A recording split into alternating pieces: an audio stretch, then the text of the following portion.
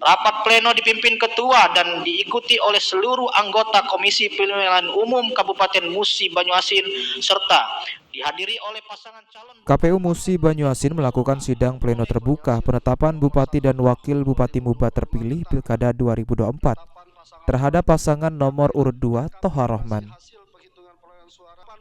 Surat keputusan tersebut dibacakan langsung oleh Ketua KPU Musi Banyuasin Sigit Nugroho dan disaksikan oleh seluruh undangan yang hadir baik dari instansi pemerintah Kabupaten Muba serta seluruh undangan yang hadir. Dalam kesempatan ini Toha Tauhid sebagai Bupati terpilih mengucapkan banyak terima kasih kepada seluruh elemen masyarakat yang telah berpartisipasi aktif dalam Pilkada Musi Banyuasin 2024 sehingga Pilkada Muba dapat berjalan dengan lancar, aman dan damai.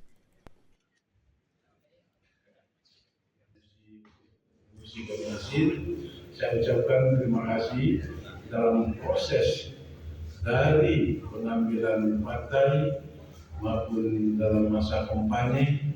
Alhamdulillah masyarakat Kabupaten Musi Banyuasin cukup dewasa, cukup profesional dalam menentukan sikapnya.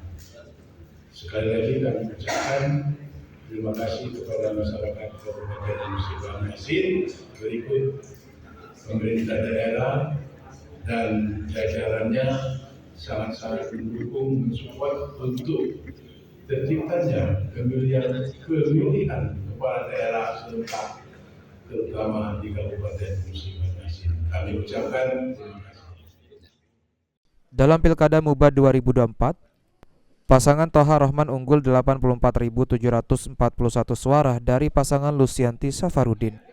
Berdasarkan hasil rekapitulasi KPU, jika pasangan nomor urut 1 Lusianti Safarudin mendapatkan suara sah sebanyak 130.774 suara, sedangkan Toha Rohman mendapatkan suara sah sebanyak 215.515 suara.